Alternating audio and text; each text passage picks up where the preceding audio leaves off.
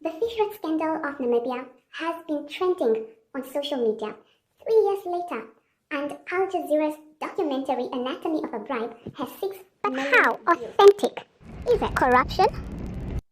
Or something else?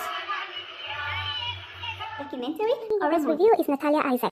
Minister Assau and all those implicated in the leaked documents are members of Namibia's ruling party, the Southwest Africa People's Organisation, or SWAPO.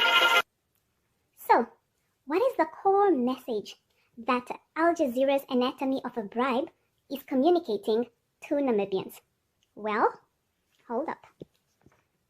The corrupt black elites of the SWAPO government are selling Namibia's natural resources to the white Western colonizers at a cheap price below market value because the greedy SWAPO elite are receiving bribes personally.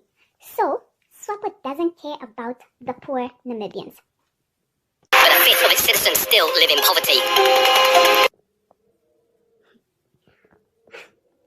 So, who is this good Samaritan that is delivering this very important message to Namibians? From 2012 to middle of 2016, I was paying bribes. I was paying illegal payments on behalf of somebody. And yeah, so in summary, Johannes Stephenson is a criminal who admitted to committing bribery and participating in corruption. Now we get to the juicy stuff. What's the real reason for this documentary? The right to catch fish in Namibia is heavily regulated. The government is supposed to allocate fishing quotas based on merit. And foreign investors need to operate alongside a Namibian company.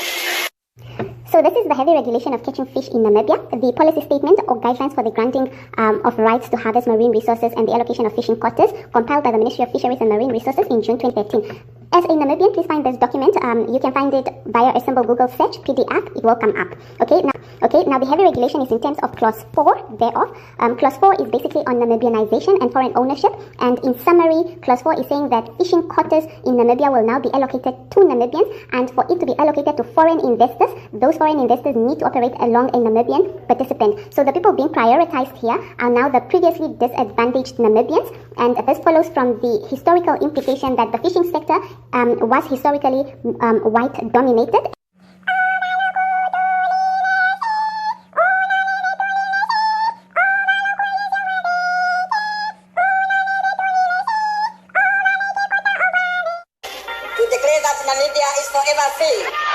That white domination, it was the black, what we call the black elite, that then accessed the fishing industry in Namibia. After independence, the beneficiaries of apartheid, they only shared the fish apparently with the president and other elites, and then these ones they shared with their families, and now their kids are running the business. But it's just according to the Namibian media. In summary, the heavy regulation pertaining to the right to catch fish in Namibia is that June 2013 policy statement.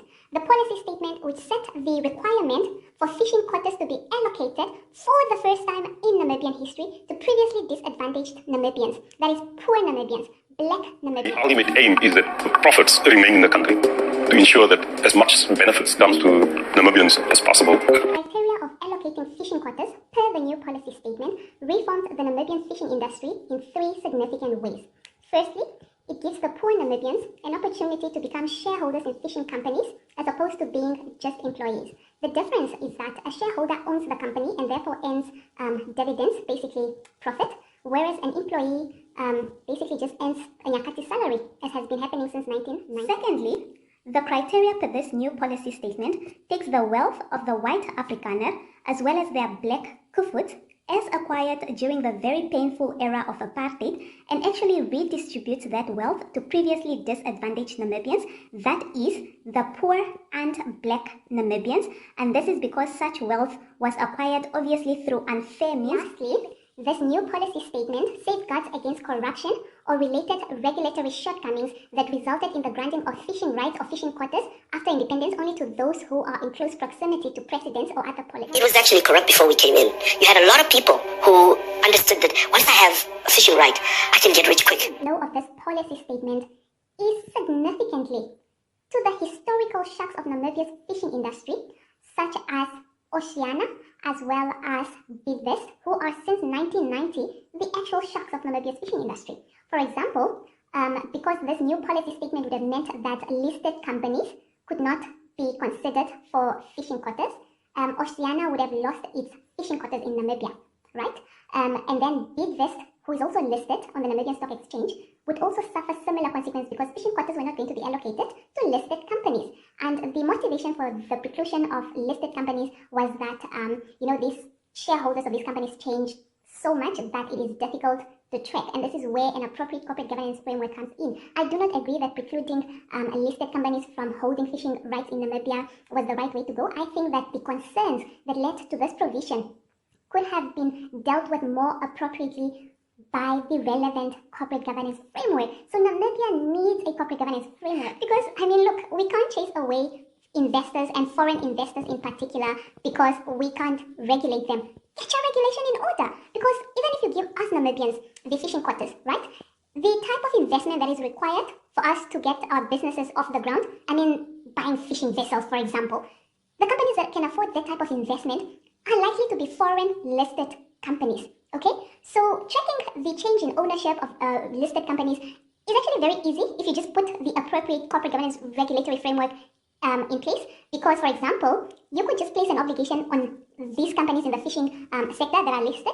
You could place an obligation on them to notify certain authorities within a certain period when that ownership changes. And where they fail to do so, you impose a penalty, a penalty that discourages that type of behavior. Of course, not these nyakati penalties that we have in the Namibian Companies Act, talking about 200, 2,000 for very serious offenses that truly damage the economy. Our corporate and commercial laws are outdated, okay? The commercial world is a fast-paced environment, my friend.